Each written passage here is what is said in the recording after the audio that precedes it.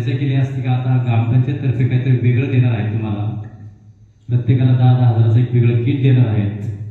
तिथं गर्दी नसते, तिथं कोणी बसलंच नसतं. म्हणजे आम्ही गर्दी गच्च बघली असते, मंदिरात गेले असते, सर्व गेले असते, काय हरकत नाही, कारण आपण ते मावळे आहोत. माझ्या कार्यक्रमाला सुरुवात करतो. आवाज काय होतो घुमतोय थोडा घेतो.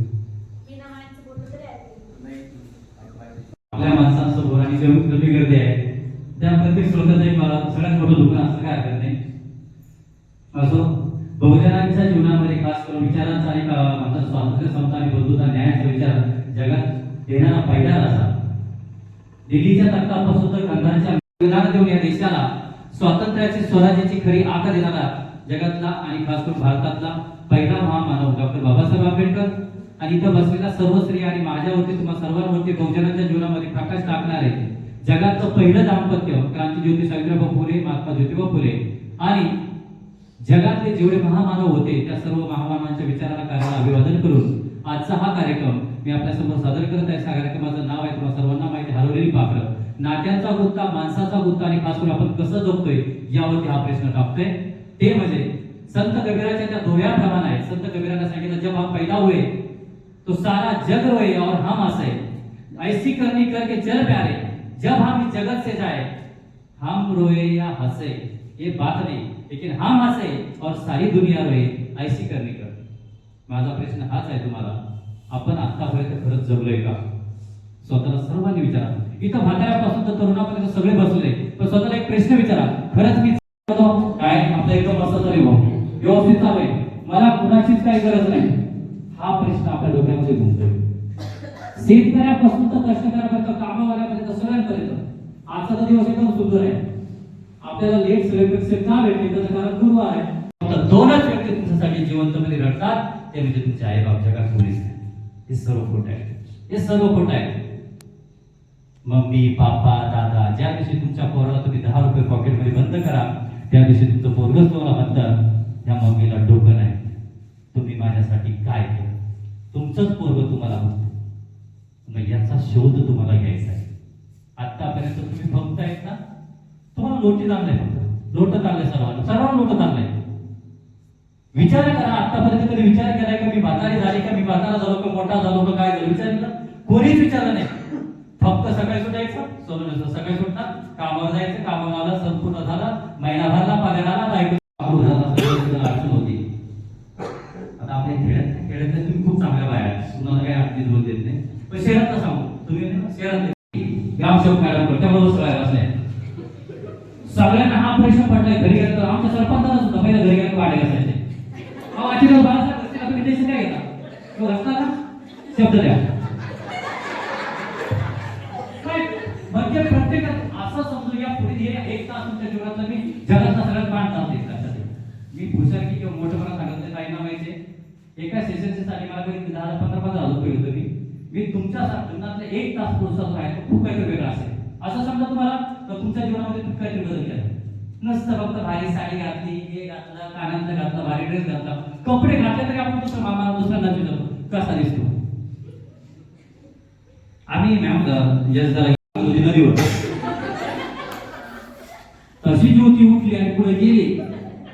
सुरेखा मामींना सांगितलं, सुरेखा मामी पुढे गेल्या. सुरेखा मामी पुढे चालत नाशिक रोडला पाय त्यांना एक कोटमगावची भेटली. बाई तिने सांगितलं तर कोणाला सांगू नको. तिथून उठल्या सुरेखा मामी डायरेक्ट रोडला गेल्या. ज्या बाईशी काही संबंध नव्हता. ऐका ना, आमच्या घरात असं घडलं, तुम्हाला सांगते, कोणाला सांगते, तिला काय गरज पडली तरी मग वगैरे जाऊ, तिला काय गरज पडली का? पण बाहेरच्या कोर्टात काही राहत नाही. आता इथं सुद्धा भरपूर आहेत ना, आपण नाराज हो त्याला धरून आणलंय का? इथं ज्यांना धरून आणलं ते लगेच निघायचं, थांबायचं नाही. सगळ्यांना हा प्रश्न आहे. हा पहिला प्रश्न असतो. तर तिला मी फोन केला, मला काय ना पुढे फोन उचलला नाही तू, तर ती बोलते अरे शॉपिंग गेली. आता सांगा लगेच शॉपिंग गेली. मला वाटतं शॉपिंग करतो तर काहीतरी वेगळी असते शॉपिंग. मला काय नाही पावसे वागे आले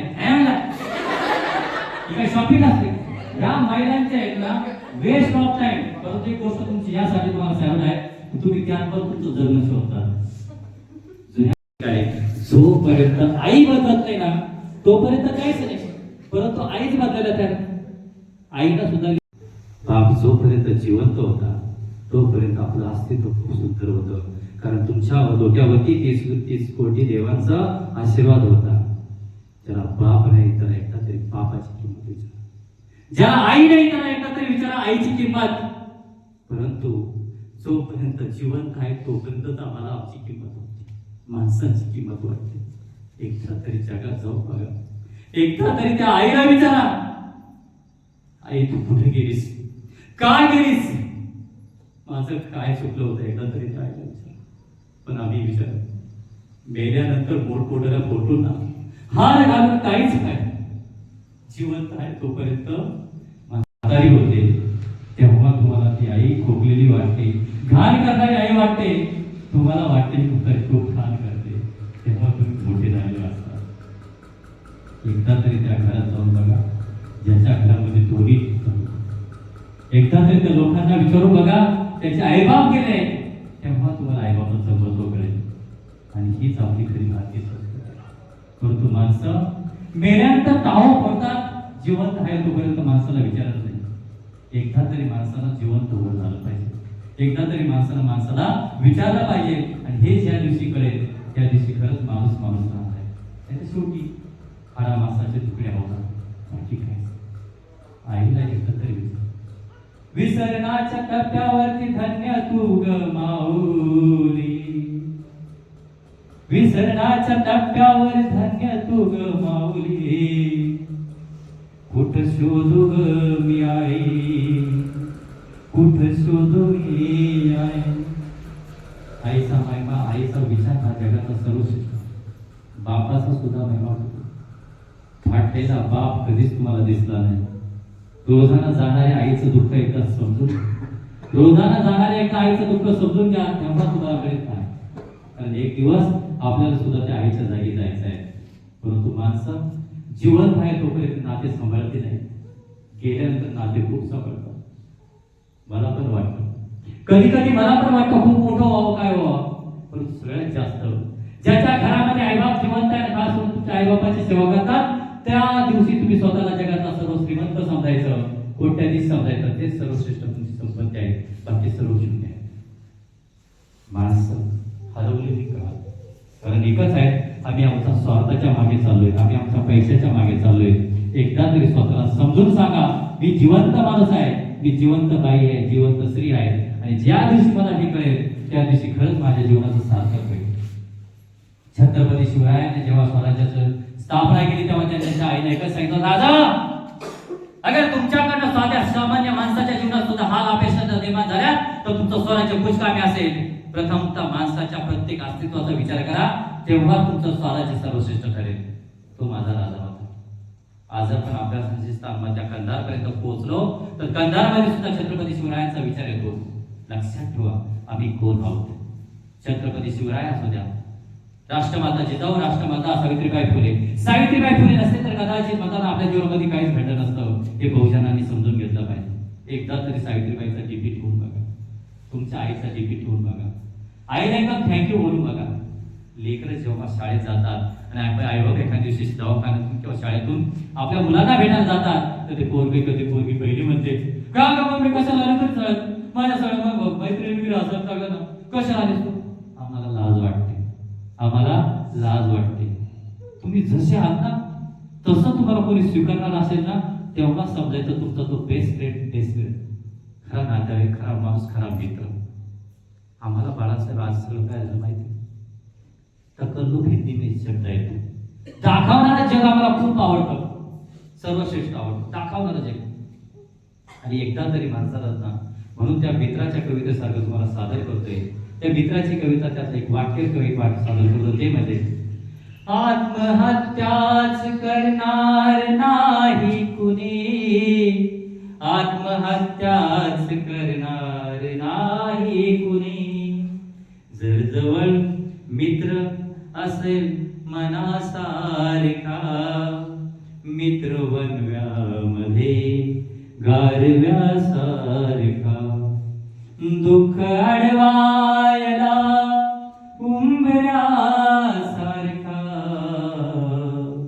मी वनव्यामध्ये गारव्यासारखा एक तू मित्र तर आरशासारखा मित्र वनव्यामध्ये गारव्यासारखा.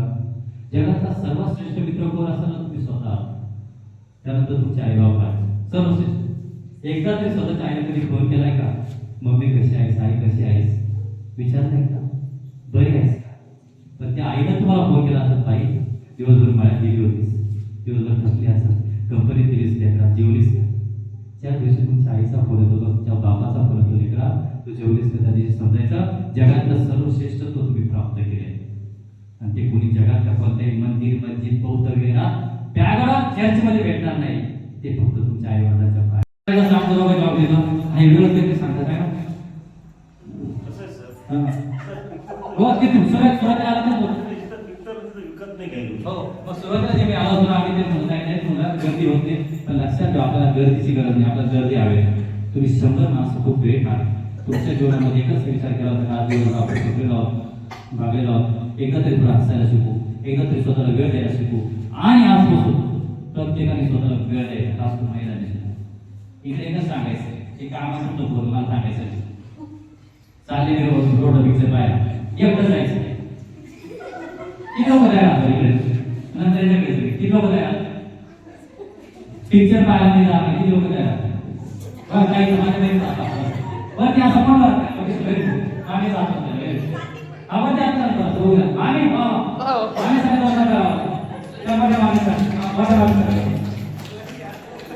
म्हणजे या म्हाताऱ्यांना सुद्धा अजून भीती वाटते, बाकीच्या म्हाताऱ्यांना भीती वाटत नाही, यांना भीती वाटते. न गावात एवढं काय ते पूर्ण एक बाळासाहेब तुम्हाला विचारायचं न गावात शरद मामा तुम्हाला काय सांगू,